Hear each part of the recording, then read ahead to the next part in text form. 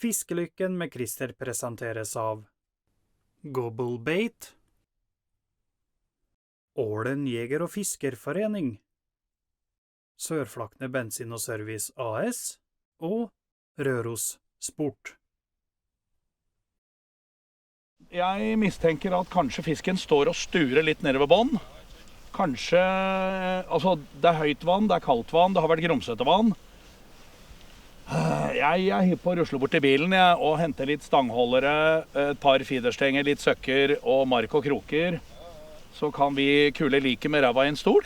Det blir ikke mer, altså da er det bare å holde seg våken og holde øye på stangtoppen. For det nå... Der satt den. Der satt den. Har du sett?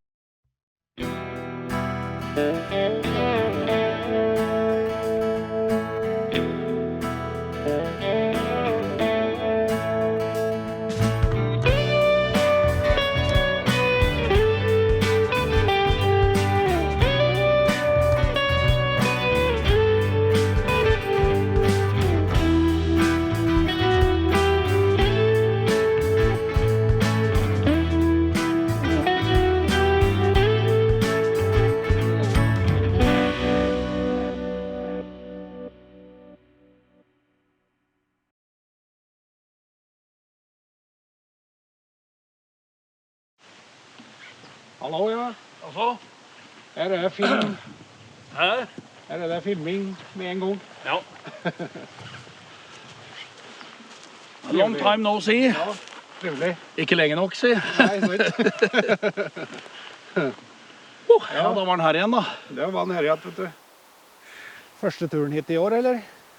Ja, det blir det. Ja. Så første, men neppe siste. Ja, ja. Like spent hvert år. Ja, det er det. Jeg vet aldri hva som møter det. Nei, faen.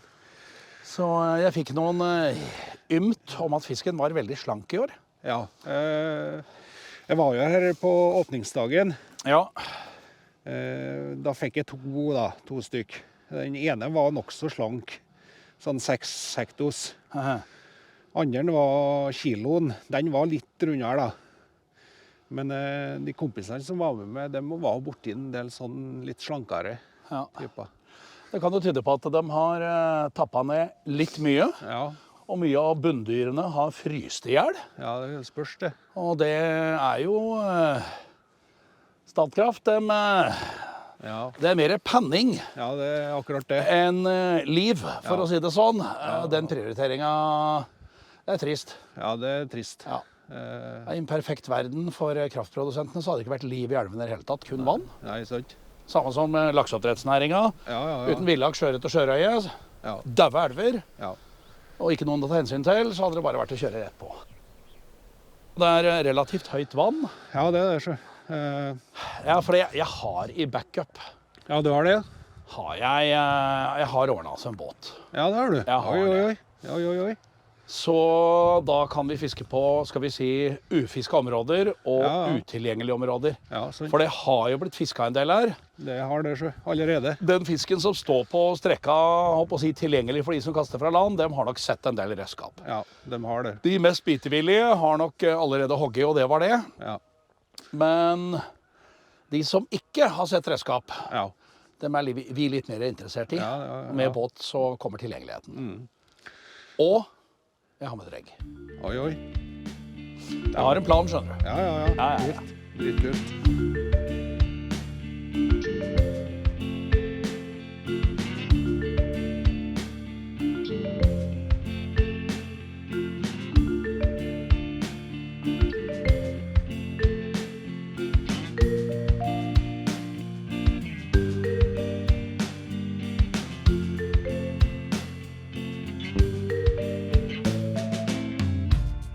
Det var ikke sånn umiddelbart når det smalt. Nei, det var ikke det, altså. Men Men så mener gutta har blitt mindre fisk her. Naboelva Tya er jo helkrise. ja. Der var det årlige fisketellinger som viste 400-500 fisk på kontrollstrekka. Ja. Og plutselig var det nede i 41 fisk. Og stort sett all Såpass. fisk borte. Dæven. Så da ble fisket stoppa, rett og slett for at den elva skal få lov til å bygges opp igjen. Men det er en møysommelig prosess. Det tar år etter år. Ja, det gjør det. Og det er ekstremt skuffende at folk tjuvfisker. Ja. Det det litt sånn når de utrydda geirfuglen, liksom. Ja, blir kjent som han som tok den siste geirfuglen, blir kjent som han som tok den siste store tyharretten. Ja. Så nei, per 2025 så bør folk vise litt mer storsinn enn det, altså. Ja, absolutt.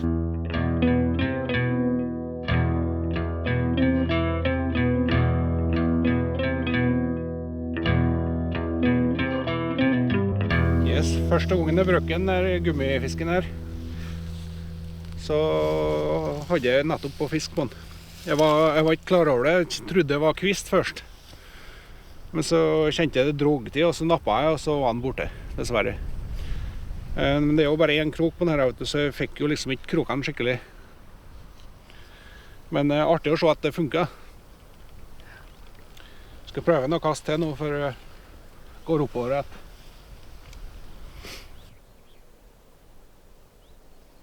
Christer, det ganske høyt vann. Har det vært mer grumsete?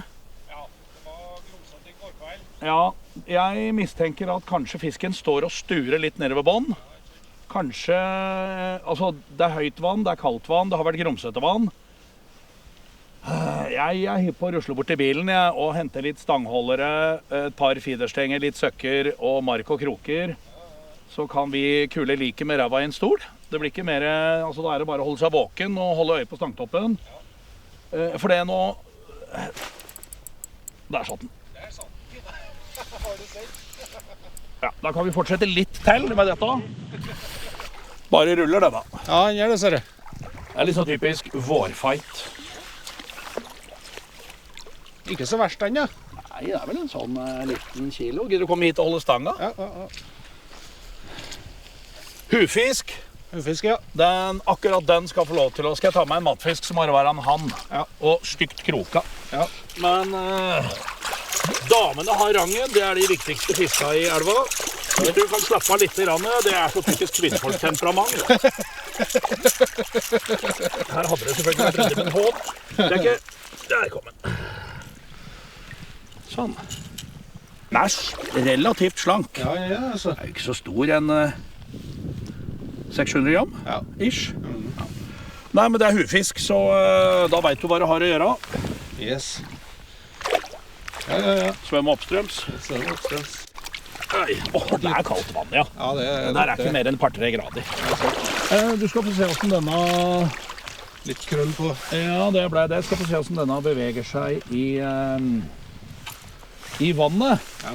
Og grunnen til at jeg setter på dette når det så kaldt vann. Jeg skal gå litt innpå her. Fiskeren sånn. Ja. Høyre, venstre, høyre, venstre, Ja. høyre, venstre, høyre, venstre. Små- Skynker sakte, den må rett og slett Små touch på stanga. Ja. Ja. Nøkka i stanga ikke noe særlig lenger enn lengden på beitet. Det en ikke alt for gæren tommefingerregel. Ja, riktig. Så svære slidere til gjedde på 20-25 cm. Lengre drag i stanga. Ja. Den saken her som 9 cm. Kortere bevegelser. Ja. Og dette kan fiskes sakte. Ja. Og det egentlig 90% av nøkkelen når det så kaldt i vannet. Ja. Alternativ B, at vi setter oss ned med marklysa, det ligger jo stille. Ja. Det det. Men da vi og elvevannet vasker lukta av mark nedover, fisken vil snifre opp, de har utrolig luktesans. Ja. Vil alltid følge hvor kommer dette fra, oppsøke kilden, og til slutt så ligger det marklyset der. Ja. Det plukkeråtten bånd ut på her, så for å unngå å sitte mye fast i bånd, så kjører vi flottører som hopper opp marken Ja, riktig. et par centimeter fra bånd. Ja. Og derfra ut det paternoster, tackle, kveverstang og ræva i en stol. Ja.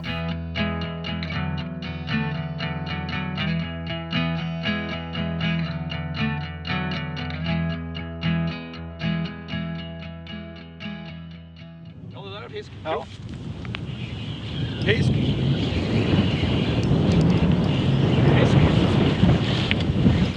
Bare hold høy stangføring. Ja. Det var ikke så dumt. Nei, fy faen, sier jeg. Det var første kastet, rett ut, og bak der sånn. Ja. Finner krokløsen her da. Ja.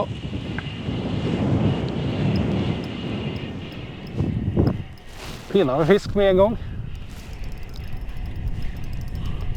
Du må ikke høre på han der rørete østlendingen, men han aner ikke hva han snakker om. Nei, sant. Den kommer her nå. Han var liten da. Ja, og liten, ja, men Fisk er fisk. fisk er fisk.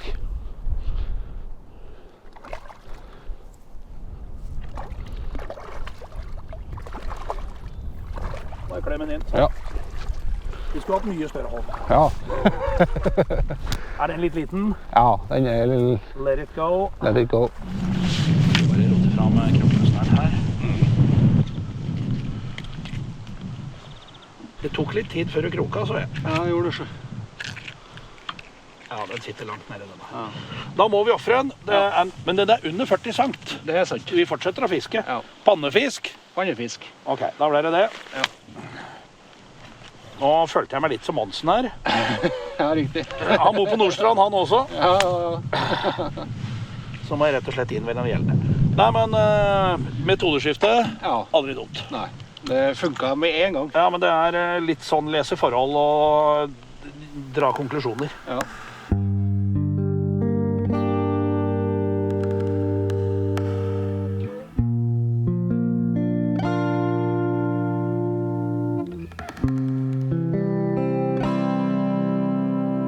Har jo vært musiker i en god del år. Spilte jo i et relativt kjent metalband. Det blir mye liv, det blir mye folk, det blir mye stokk. Så etter en lang og, håper å si, bråkete, må jeg nesten kalle det, turné med mye sånt. Aller beste formen for avkobling, det er å dra ut og fiske. Det er to rake motsetninger. Farter rundt på turnébuss, spiller for flere tusen folk hver eneste kveld. Mye lyd, altså trommer det er ikke et taust instrument. Og så kommer du hjem, og så tar du en tur på fjellet.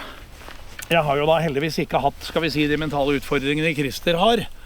Men selv uten å ha hatt dem, så har ikke jeg noe problemer med å skjønne at kanskje den beste formen for avkobling er nettopp det her.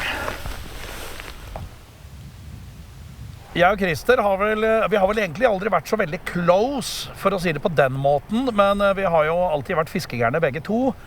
Han var vel fungerende fiskeoppsynsmann i Tydalen en periode, når hun som var fiskeoppsynskvinne da, gikk gravid. Så jeg traff henne jo sånn støtt og stadig hit og dit, og vi har liksom chatta og prata og hele greia, men jeg har liksom aldri blitt til at vi har fått ut fingeren og fått fiska sammen. Christer er jo en kanonfin fyr, altså sportsfiskere er seg selv like. Det er liksom det samme tankesettet, det samme mekanismene som er i gang, og det er det samme som driver oss.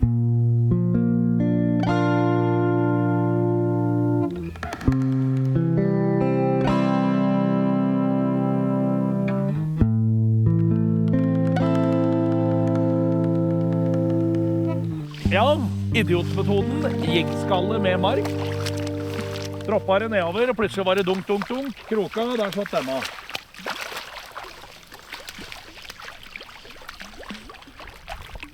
Jeg bare sleper den pent og rolig inn på det. Hvis ingen tråkker på stanga, så er det en fordel. Den er under 40 cm. Her kommer dessverre kroken ut av øyet. Den er litt med tungt hjerte jeg er nødt til å beholde, altså. Den er ikke 40, men den er ikke langt unna. 7-38, tenker jeg. Og der er den. Den har i hvert fall finnet litt mat. Det er noe som minner om buk her. Størrelsesmessig så er vi ganske langt unna normalen. Det er litt bekymringsverdig.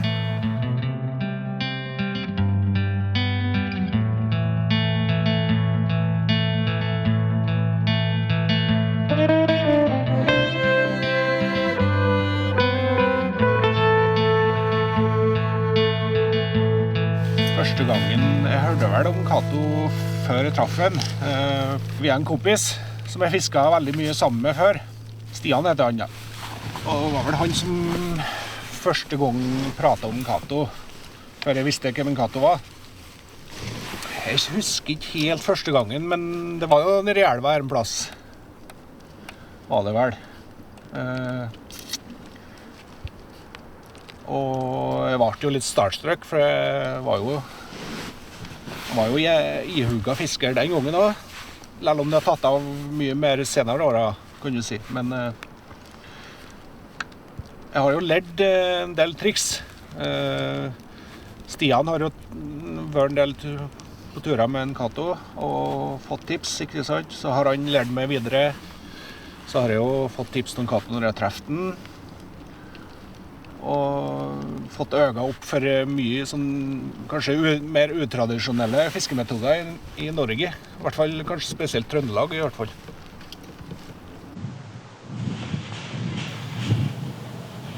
Der har jeg fisk. Er det fisk, ja? Ja. Litt opp med stanga, tror jeg. Nei, jo, der ja. Han er, ja. Er ikke så svær? Jeg vet ikke. Å jo. Jeg har sett høyrestangbøy, men så pekt på litt. Ja, jeg gjør det. Vent da, nå så. Det er ikke så verst den her, ennå ikke. Hvis du får styrt den inn mot meg, så er vi inne på noe. Ja. Oi. Der kommer den feilkroka. Feilkroka, faktisk. Jo, men ellers har den surret seg. Ja. Det er en ålreit fisk, bare pump en rolig inn. Ja, nei, den har den i kjeften.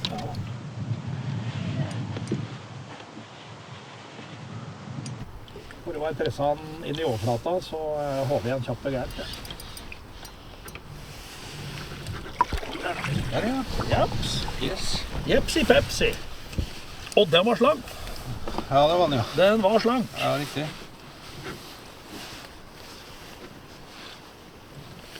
Så er klokkereint i Munnvika. Ja. Utenfor Munnvika, faktisk. Jep. Satt ikke bra. Der er den ferdig. Ja. Ja, den er for slank. Den er for slank. Så jeg tror den skal få svømme videre. Ja, det får si, Christer. Første kastet. Ja, det var ikke verst. Og du hadde trua på den jeggen og sa jeg gir meg ikke før jeg har fått fisk på denne. Det var ett kast. Det er moralboost. God gammeldags moralboost. Ja, det kan vi trenge, for nå begynner det å snø igjen.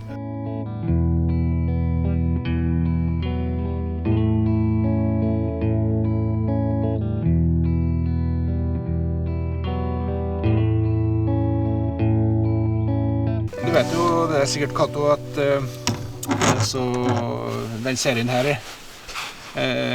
handler jo om meg og litt om mine psykiske utfordringer som jeg hadde opp igjennom i senere årene. Og om hvordan liksom jeg bruker fisking som terapi, da, kan du si. Ja, jeg kjenner jo til, holdt på å si, historien, og det er jo helt gull at du kan få fiskekort på blå resept. Ja. Ingenting blir bedre enn det, og dette må jo være den beste medisineringen du finner. For fisken bryr seg egentlig ikke om hvem du er og hva du er. Den behandler alle likt. Kong Salomo, Jørgen Hattemaker, om det er ræva forhold i Alta, så hjelper ikke å hete Kong Harald, altså. Men opp å si, dine mentale utfordringer, var det knekk, eller hvordan artet det seg, liksom? Jeg vet ikke hva som startet det. Det var jo kanskje en knekk, men det har jo foregått over lengre tid, da. Det begynte jo kanskje med, skal vi si, litt forandring inn på livet. Var jo litt aktiv langrennsløper. Enda da, skal vi se, jeg sluttet ut 2010. Jeg kjente ingenting til det der når jeg drev aktivt, da. Gjorde ikke det. Men det kom liksom litt sånn snikende i ettertid. Jeg fikk det liksom litt sånn, ja, dødsangst på en eller annen merkelig grunn. Jeg var jo ikke gamle karen, men første gangen liksom så var jeg kom på en måte over det. Og så fant jeg meg noen jobber. Jeg hadde vel en par jobber samtidig faktisk, fordi jeg ikke fikk meg 100%, ja. Jeg fikk rettet fokuset veldig liksom på jobben. Altså, videre så gikk det jo bra noen år etter. Flyttet til Trondheim, bodde der litt. Hadde jo et fint forhold til en dame. Men det ble slutt. Det kom liksom litt snikende igjen etter det, liksom. Uten at jeg skulle skylde på hverken hun eller meg selv. Det var ingen som var skyld i det, liksom. Men jeg følte meg litt alene, kan du si. Så bestemte jeg meg for å flytte til Årnet, da. Men det ble ikke noe mye bedre. Så da hadde jeg en ganske lang periode på noen år der som jeg slet litt, ja. Og det ble jo så ille på et tidspunkt at jeg takket jo ja til frivillig innleggelse på Østmarka i Trondheim. Og fikk utredet litt forskjellig der da, og fikk en diagnose, og så ble jeg medisinert da, rett og slett. Og medisinen den hjalp nok, fordi etter den tida der da, det var jo 17, så har jeg på en måte klart å stabilisere meg bedre og bedre opp igjennom egentlig. Og de senere årene har vært utrolig mye bedre enn jeg hadde det på et tidspunkt da. Ja, det ikke bare. Nei, livet det en utfordring det, altså. Og det var folk som ryker på å være utbrent, og det klart man ryker på noen større eller mindre livskriser. Og blir du sittende og sture litt mye alene, så kan du bli sittende litt vel mye med tankene. Så jeg tror det veldig viktig å bryte ut av den onde sirkelen der. Jeg var litt inne på det i stad. Det jeg håper å si, naturen og fisken, den i hvert fall veldig rettferdig. I og med at den behandler alle likt. Gjør det rette, så blir det belønnet med fisk, og gjør det ikke riktig, så... Men det må du tåle også, å blanke en dag, og ikke få en fisk, liksom. Det en del av greia. Og så det klart at, det finnes mange former for selvmedisinering, og det jo, jeg håper å si, både den mentale delen, og selvfølgelig, farmasøytene, hva de koker sammen.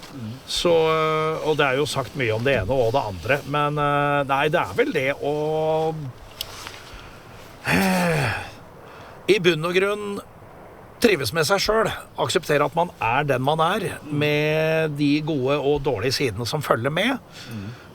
Visse ting kan du selvfølgelig forandre og justere litt på, men du kan aldri bli noen annen enn den du En amerikansk basehopper Jeb Collis hadde egentlig en ganske grei livsfilosofi også. Livet gitt deg i gave. Det din oppgave å fylle tidsrommet fra fødsel til død med så mye meningsfullt som mulig. For deg og for andre. Jeg bodde jo noen år på Røros. Fra 2021, 22. Fikk med samboer oppå der, gjorde jeg. Og trivdes noe ganske godt oppå der, og ble jo litt kjent i Glomma da. Og der også det gørrfin fisk altså, på Glomma på Røros. Og jeg har fisket en del der i senere årene nå. Men nå jeg singel at. Så damer, bare her jeg. Ja. Må spøke litt også.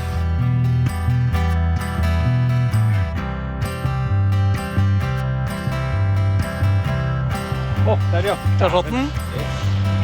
Den litt større altså. Ja. Yes. Oi, sorry.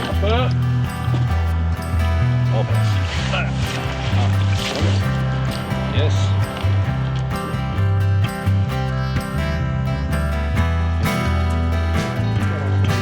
Ja. Yes. Her sømte den fint videre, vet ikke noe storfisk i det hele tatt. Bare på ratten hit.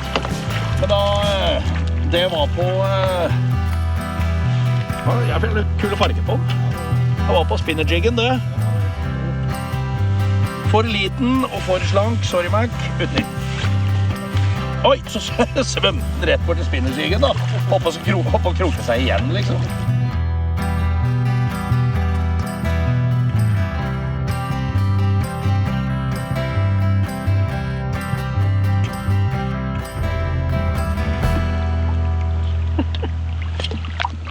Ja, jeg hadde noe som nappet her i sted, og tok en del mark. Da var det nok en, jeg må si, liten og mager fisk, som tok på jigg med mark. Denne metoden her. Veldig ukonvensjonell, men de forholdene, nå snører jo her da, tett. Men størrelsesmessig er det langt unna hva vi har vært vant til fra tidligere år. Hvor snittstørrelse på fisken er på over kiloen. Nå er det liksom 300 grammer og... Nei, sorry. Sånn, snø og jigghue. Der har du komboen. Snøball med marklukt. Alt er jigger og sånt, bare ligger under snøen. Ja, vi får brøyte fra marken. Vi skal straks til å gi oss. Og da vil jeg egentlig bare takke deg, Kato, for at du var så generøs og stilte opp på fiskelykken. Det setter vi veldig stor pris på. Og det er jo alltid noe spennende å lære når du er med, liksom. Jeg får jo takke for de pene ordene, fagre ordene, og si at du er en enda dårligere løgner enn den amerikanske presidenten og den russiske. Nei da, det har vært artig. Vi har fått greit med fisk og på mye forskjellige redskap og metoder. Ja. Og fått respons når det har vært litt dødt på redskapsskifte, teknikk, metodeskifte.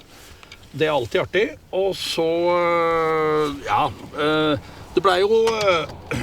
Ja, vi har fisket mange timer, det er ikke det, men jeg sitter alltid igjen med følelsen at vi skulle selvfølgelig fisket mer. Men vi får jo se da, hvis ikke dere har fått helt skrekken, om kan henge med en annen gang også. Det hadde ikke gjort meg noe, for det har vært trivelig. Jeg tar den gjerne igjen, for å si det sånn. Så i stedet for å si takk farvel, takk for alt, så tror jeg heller å si på gjensyn.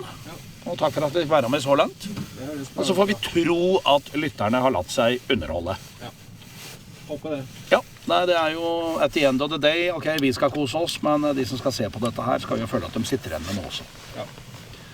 Og klarer vi begge deler, da synes jeg på lang vei at da har vi lykkes med det vi holder på med. Ja. Skulle la det bli siste ord? Ja.